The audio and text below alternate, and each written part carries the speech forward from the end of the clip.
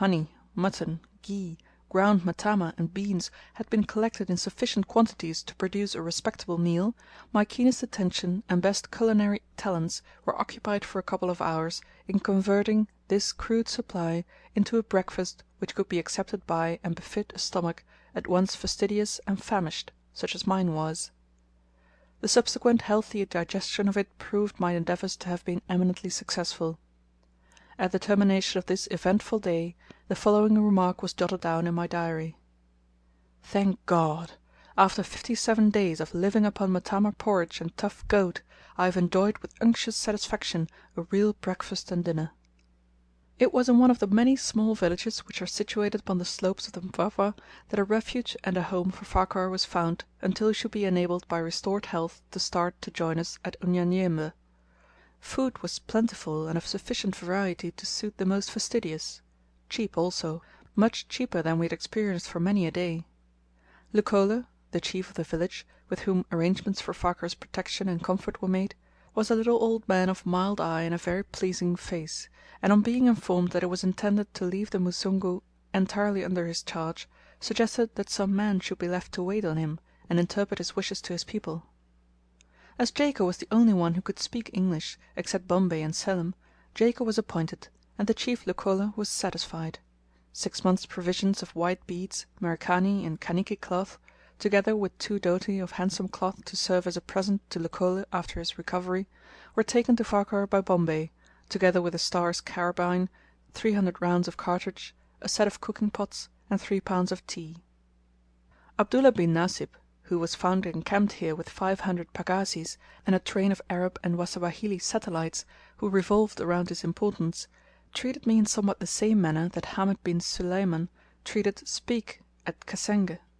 Followed by his satellites, he came, a tall, nervous looking man of 50 or thereabouts, to see me in my camp, and asked me if I wished to purchase donkeys.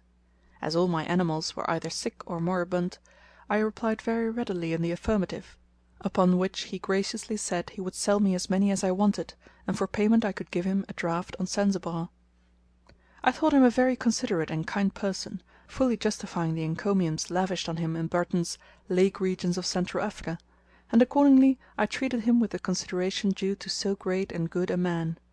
The morrow came, and with it went Abdullah bin Nasib, or Kisesa, as he is called by the Wanyamwezi, with all his pagazis, his train of followers, and each and every one of his donkeys, towards Bagamoyo, without so much as giving a kwaheri or good-bye. At this place there are generally to be found from 10 to 30 pagazis awaiting up caravans. I was fortunate enough to secure 12 good people, who, upon my arrival at Unyanyembe, without an exception, voluntarily engaged themselves as carriers to Ujiji. With the formidable marches of Marenga Mkali in front, I felt thankful for this happy windfall, which resolved the difficulties I had been anticipating, for I had but 10 donkeys left, and 4 of these were so enfeebled that they were worthless as baggage animals. Mpwapwa, so called by the Arabs, who have managed to corrupt almost every native word, is called Bambwa by the Wasagara. It is a mountain range rising over 6,000 feet above the sea, bounding on the north the extensive plain which commences at Ugombo Lake, and on the east that part of the plain which is called Marenga Mkali, which stretches away beyond the borders of Uhumba. Opposite Mpwapwa, at the distance of 30 miles or so, rises the Anak peak of Rubeho, with several other ambitious and tall brethren cresting long lines of rectilinear scarps, which ascend from the plain of Ugombo and Marenga Mkali as regularly as if they had been chiselled out by the hands of generations of masons and stone cutters.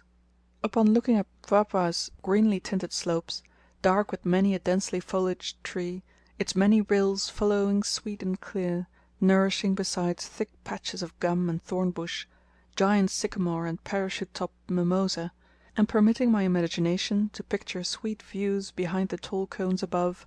I was tempted to brave the fatigue of an ascent to the summit. Nor was my love for the picturesque disappointed. One sweep of the eyes embraced hundreds of square miles of plain and mountain, from Ugombo Peak away to distant Ugogo, and from Rubeho and Ugogo to the dim and purple pasture lands of the wild untamable Wahumba. The plain of Ugombo and its neighbour of Marenga Mkali, apparently level as a sea, was dotted here and there with hillocks dropped in nature's careless haste, which appeared like islands amid the dun and green expanse. Where the jungle was dense the colour was green, alternating with dark brown. Where the plain appeared denuded of bush and brake it had a whitey brown appearance, on which the passing clouds now and again cast their deep shadows. Altogether this side of the picture was not inviting; it exhibited too plainly the true wilderness in its sternest aspect, but perhaps the knowledge that in the bosom of the vast plain before me there was not one drop of water but was bitter as nitre, and undrinkable as urine, prejudiced me against it. The hunter might consider it a paradise, for in its depths were all kinds of game to attract his keenest instincts, but to the mere traveller it had a stern outlook. Nearer, however, to the base of the Mpwapwa the aspect of the plain altered. At first the jungle thinned, openings in the wood appeared, then wide and naked clearings, then extensive fields of the hardy holcus, Indian corn, and maweri of barley, with here and there a square tembe or village. Still nearer ran thin lines of fresh young grass, great trees surrounded a patch of alluvial meadow. A broad river bed, containing several rivulets of water, ran through the thirsty fields, conveying the vivifying element which in this part of Usagara was so scarce and precious. Down to the river bed sloped the Mpwapwa, roughened in some places by great boulders of basalt, or by rock masses, which had parted from a precipitous scarp, where clung the kolquall with a sure hold, drawing nourishment where every other green thing failed, clad in others by the hardy mimosa, which rose like a sloping bank of green verdure almost to the summit. And, happy sight to me so long a stranger to it, there were hundreds of cattle grazing, imparting a pleasing animation to the solitude of the deep folds of the mountain range. But the fairest view was obtained by looking northward towards the dense group of mountains which buttressed the front range, facing towards Rubeho. It was the home of the winds, which starting here and sweeping down the precipitous slopes and solitary peaks on the western side, and gathering strength as they rushed through the prairie-like Marenga Mkali, howled through Ugogo and Unyamwezi with the force of a storm. It was also the home of the dews, where sprang the clear springs which cheered by their music the bosky dells below, and enriched the populous district of Mpwapwa. One felt better, stronger, on this breezy height, drinking in the pure air and feasting the eyes on such a varied landscape as it presented, on spreading plateaus green as lawns, on smooth rounded tops, on mountain vales containing recesses which might charm a hermit's soul, on deep and awful ravines where reigned a twilight gloom, on fractured and riven precipices, on huge fantastically worn boulders which overtopped them,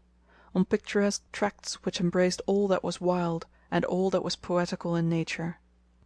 Mpwapwa, though the traveller from the coast will feel grateful for the milk it furnished after being so long deprived of it, will be kept in mind as a most remarkable place for earwigs. In my tent they might be counted by thousands; in my slung hut they were by hundreds; on my clothes they were by fifties; on my neck and head they were by scores. The several plagues of locusts, fleas, and lice sink into utter insignificance compared with this fearful one of earwigs. It is true they did not bite, and they did not irritate the cuticle, but what their presence and numbers suggested was something so horrible that it drove one nearly insane to think of it. Who will come to East Africa without reading the experiences of Burton Speke? Who is he that having read them will not remember with horror the dreadful account given by Speke of his encounters with these pests? My intense nervous watchfulness alone, I believe, saved me from a like calamity. Second to the earwigs in importance and in numbers were the white ants, whose powers of destructiveness were simply awful. Mats, cloths, portmanteaus, clothes, in short every article I possessed, seemed on the verge of destruction, and, as I witnessed their voracity, I felt anxious lest my tent should be devoured while I slept. This was the first kambi since leaving the coast where their presence became a matter of anxiety. At all other camping places hitherto the red and black ants had usurped our attention, but at Mpwapwa the red species were not seen, while the black were also very scarce. After a 3 days' halt at Mpwapwa I decided of a march to Marenga Mkali, which should be uninterrupted until we reached Mvumi in Ugogo, where I should be inducted into the art of paying tribute to the Wagogo chiefs. The first march to Kisokwe was purposely made short, being barely 4 miles, in order to enable Sheikh